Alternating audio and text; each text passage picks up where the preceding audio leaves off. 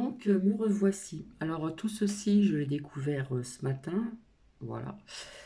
Euh, et bien, sur cette chaîne, hein, je le redis encore, on vous a parlé des esclaves de la préhistoire, point d'interrogation. C'est ce qui a bien été dit. Eh bien, je vais vous faire partager ceci. C'est pas très long. Vous allez voir. Et ça peut être aussi très intéressant également. Voilà. Il y a certaines personnes sur YouTube où ils aiment bien Google et mon ami, tout simplement.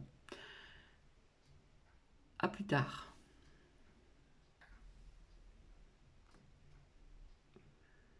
Il fut pratiqué par de nombreuses civilisations au cours de l'histoire. Mentionné sur une stèle babylonienne, il y a près de 4000 ans, considéré comme naturel par les Grecs, courant chez les Romains. Il est indissociable de notre vision de l'Antiquité. Mais s'il est une époque où on a du mal à l'imaginer, c'est bien la préhistoire. Pourtant, depuis les années 80, un certain type de découverte appelle à reconsidérer la question. Y avait-il des esclaves à la préhistoire? C'est ce qu'on va voir dans ce nouvel épisode.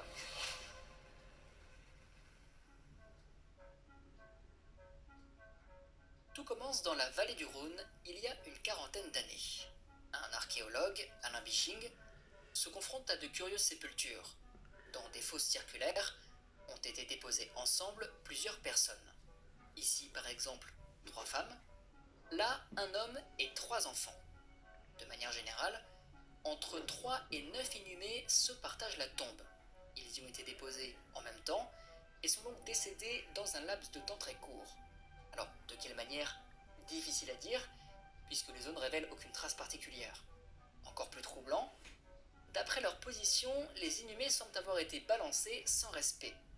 Tous, sauf un, car systématiquement, un seul sort du lot.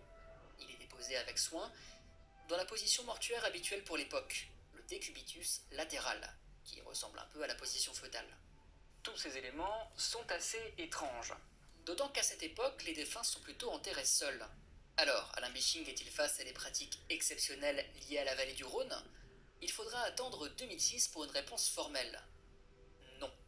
En effet, les archéologues de plusieurs pays signalent ces découvertes, avec à chaque fois la même asymétrie entre les défunts. L'un traité avec soin, les autres l'accompagnant pêle-mêle. Le doute n'est plus permis, il s'agit là d'un véritable rite funéraire pratiqué il y a 6000 ans. Un rite funéraire qu'il va nous falloir expliquer. Pourquoi mourir ensemble? C'est l'article que publie Bruno Boulestin en 2008. En une trentaine de pages, il apporte un éclairage nouveau sur le mystère. Déjà, il démontre qu'à partir de 3, la présence de plusieurs défunts dans une même tombe ne peut relever du hasard. Au contraire, leurs morts sont forcément liées. Ce lien, qui plus est, ne peut être expliqué que par 2 solutions. Hypothèse numéro 1, une crise de mortalité, une épidémie, une famine, une catastrophe, une guerre, aura causé un pic de mortalité, un pic ayant conduit à inhumer plusieurs victimes ensemble. Cette idée est assez intéressante, mais elle ne fonctionne pas. En effet, dans le cadre d'une épidémie ou d'une famine, toutes les victimes auraient été traitées de la même manière. Or, ici, c'est toujours un seul défunt qui a été traité avec respect, au détriment des autres. Alors reste la seconde possibilité. Elle concerne une coutume bien connue des ethnologues, tant elle était répandue à travers le monde. La mort d'accompagnement.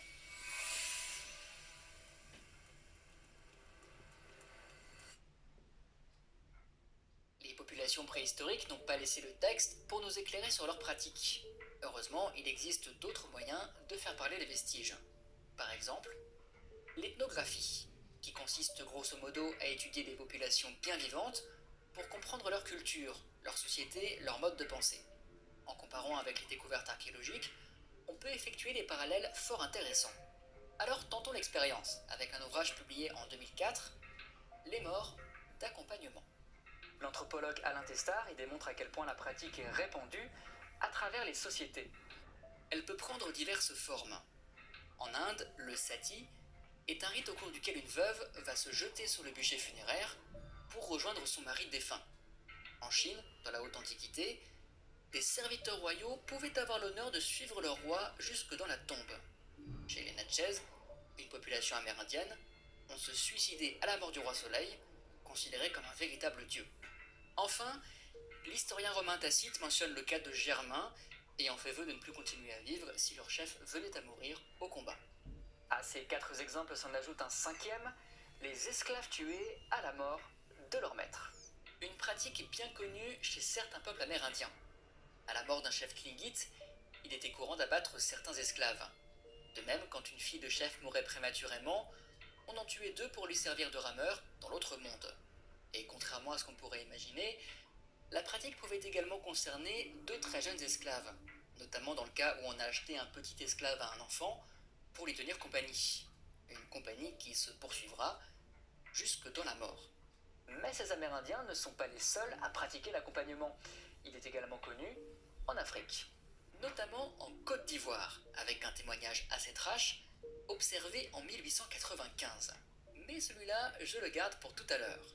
Avant, récapitulons. Nous avons des sépultures multiples, avec un défunt privilégié et d'autres jetés en vrac, d'où la piste de l'accompagnement. Parmi les 5 types d'accompagnement référencés à travers le monde, celui par les esclaves est le seul qui tienne la route. En effet, il ne peut s'agir de veuves accompagnant leur mari, puisque dans certains cas, l'individu privilégié est une femme. Ça ne peut pas non plus être des tombes royales, car elles sont bien trop nombreuses, et de toute façon, elles n'en ont pas l'apparence. Quant à l'hypothèse des compagnons de guerre, la présence d'enfants semble l'écarter. Il aurait donc bel et bien existé des esclaves à la préhistoire. Et quand on comprend un peu mieux le contexte de l'époque, tout devient plus clair. La préhistoire. Une période auréolée de mystère, dont la simple évocation suscite des images puissantes. Peintures rupestres quasi mystiques, chasseurs traquant le mammouth à coups de saguet. Mais ne l'oublions pas, c'est avant tout une période très longue. Nos sépultures multiples, elles, apparaissent à la toute fin de la chronologie, vers 4500 avant notre ère. Une période où les mammouths et les peintures de Lascaux ne sont plus qu'un lointain passé oublié. Une époque marquée par de profonds bouleversements. En effet, le mode de vie néolithique a désormais conquis l'ensemble du territoire.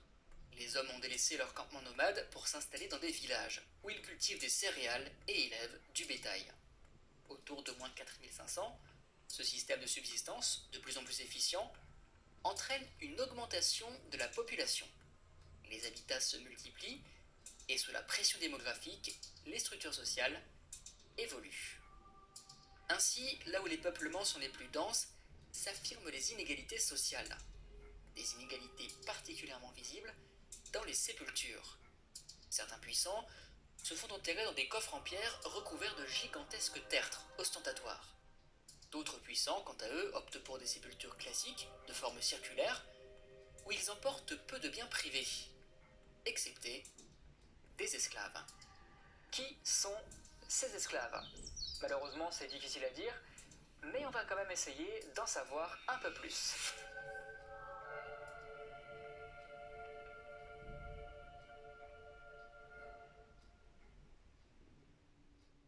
Encore une fois, les comparatifs ethnologiques permettent de voir au-delà des vestiges matériels. L'anthropologue Alain Testard, notamment, a souligné l'importance de l'esclavage dans les petites sociétés d'Amérique du Nord ou d'Afrique. Le schéma qu'il décrit pourrait s'appliquer à nos cas préhistoriques. Souvent, les esclaves africains ou amérindiens sont d'anciens prisonniers, capturés au cours de guerre, et détenus par les chefs. Évidemment, ils n'ont aucun droit, si bien qu'à la mort du maître, ils peuvent être tués. Et ce n'est pas forcément pour continuer de le servir dans l'au-delà, car certaines sociétés totalement dépourvues de ce type de croyances ont recours à la même pratique. Quand on les interroge sur les raisons, ils répondent simplement qu'il est juste et normal que les biens du défunt soient enterrés avec lui, car il s'agit de sa propriété personnelle. Ainsi, bien souvent, la mort de l'esclave répond simplement au désir de conserver ses possessions au-delà du décès. Autre idée reçue, ce n'est pas parce qu'un esclave est tué pour accompagner son maître qu'il occupera forcément la même tombe. Les esclaves amérindiens, par exemple, sont bien tués dans un cadre d'accompagnement, mais sont jetés à la mer. Cela étant précisé, on peut désormais s'intéresser au cas où maître et esclave sont déposés ensemble. Le plus intéressant était encore observé en 1895 en Côte d'Ivoire. À la mort du maître, certains esclaves étaient tués. On les plaçait ensuite dans la tombe d'une manière assez particulière. En effet, on les utilisait pour créer un socle destiné à accueillir la dépouille du maître. C'est pas tout à fait la même chose que nos cas archéologiques, mais la ressemblance est frappante. Et on va devoir se contenter de ça puisqu'il est difficile d'émettre des certitudes à propos de nos esclaves néolithiques. Par exemple, on connaît rarement la manière dont ils sont morts. Il arrive que des traces de violence soient observées. Si on observe bien, ils ne sont pas poilus, comme ça a été dit, et ils portent des vêtements, comment dire, chauds, de bête. Mais dans la plupart des cas, les os sont trop peu étudiés ou ne portent aucun indice exploitable. Des pistes comme l'empoisonnement ou l'étranglement restent envisageables, mais rien n'est sûr. Tout ce qu'on peut affirmer, c'est qu'il devait exister chez les accompagnants néolithiques les deux caractéristiques majeures qu'on retrouve chez tous les morts d'accompagnement. Premièrement, accompagnés et accompagnants sont unis par un lien de dépendance. Dans notre cas, l'esclave appartient au maître. Deuxièmement, il existe systématiquement entre accompagnants et accompagnés un lien de fidélité personnelle, même entre maître et esclave. C'est là un aspect qu'Alain Testard a particulièrement développé. Il note que dans les petites sociétés où l'accompagnement par les esclaves est pratiqué, ces derniers sont souvent considérés comme les plus fiables des serviteurs. Et c'est justement parmi eux que sont recrutés les hommes et femmes de confiance. Hommes et femmes que l'on retrouve peut-être dans nos tombes néolithiques. Cette idée de fidélité entraîne une autre question encore plus épineuse. Les esclaves accompagnants étaient-ils volontaires ? La problématique est complexe, tant la pratique de l'accompagnement est ambivalente, pouvant à la fois être vécue comme un honneur et une répression. Notons tout de même qu'il existe de nombreux cas où les accompagnants sont volontaires, choisissant la mort pour témoigner de leur extrême fidélité. Un naturaliste allemand du XVIIe siècle, de passage chez les Yakoutes de Sibérie, écrit la chose suivante. Quand un des grands mourait, un des domestiques qu'il aimait le plus se brûlait avec joie sur le bûcher pour aller servir son maître dans l'autre vie. Pour résumer, Alain Testard écrit la chose suivante. Ces idées comme quoi un défunt se fait accompagner par les meilleurs de ses serviteurs, les plus fidèles, ceux qu'on chérit le plus, sont communes. À vrai dire, cette fidélité ou cet amour conduisent à des accompagnants qui sont volontaires. Bref, il faut se rendre à l'évidence, les esclaves néolithiques n'ont pas encore livré tous leurs secrets. Et d'ailleurs, certaines sépultures multiples posent encore problème, car dans plusieurs cas très spécifiques, dont l'un mentionné en début de vidéo, nous ne serions peut-être pas en face d'esclaves. Une toute autre hypothèse est envisageable. Cette sépulture multiple a été trouvée en Alsace, à proximité de Mulhouse. Elle rassemble 3 enfants, sur lesquels a été déposé un adulte en position conventionnelle. Ici, c'est donc l'adulte qui est privilégié. Alors, s'agit-il d'un maître et de ses jeunes esclaves ? Peut-être pas, car pour les tombes associant adultes et enfants, l'ethnographie propose une toute autre explication. Ces 4 individus auraient appartenu à la même famille. À la mort de l'homme adulte, les enfants auraient été éliminés, car ils venaient de perdre leur dernier parent nourricier. Un tel scénario est en effet connu dans certaines sociétés. Alors, maître et esclave, ou membres d'une même famille, difficile de trancher. Et au passage, il existe d'autres cas tout aussi intéressants et encore plus complexes où l'esclavage est très difficile à certifier. Le problème se pose également quand les défunts n'occupent pas la même tombe. Mais ça, on en parlera dans le prochain épisode. Alors, avant de complexifier l'affaire, retenez simplement la conclusion suivante. Archéologie et ethnographie suggèrent qu'il existait, à la toute fin de la préhistoire, une forme d'esclavage. 4500 ans avant notre ère, dans un contexte où les inégalités sociales se creusent, maîtres et maîtresses se font accompagner par leurs esclaves dans la tombe. Peut-être croyaient-ils que ces hommes et ces femmes leur seraient utiles dans un au-delà semblable au monde des vivants. Ou peut-être était-ce simplement une affirmation de leur propriété privée. Quoi qu'il en soit, ces pratiques se diffuseront d'ouest en est, dans une aire géographique allant du midi de la France à la Pologne. Elles ne s'effaceront que vers moins 3500, avec la dissolution de pratiques culturelles ayant perduré pendant près de 1000 ans. Les amis, j'espère que cette vidéo... Donc voici, c'était pas très long, comme vous l'avez constaté, donc voilà, des esclaves à la préhistoire, et bien voici. Ben écoutez, je vais vous laisser, je pense que je vais m'arrêter là pour aujourd'hui, parce que depuis ce matin, je fais des recherches via des abonnés qui m'aident aussi également, et, euh, et je reviendrai donc ultérieurement. Alors peut-être que je reviendrai pour un autre sujet, pour peut-être une autre découverte, mais je reviendrai, c'est certain, pour ce minéral, cette pierre, au niveau de son histoire et de ses vertus. Je vous embrasse, prenez bien soin de vous et à très bientôt.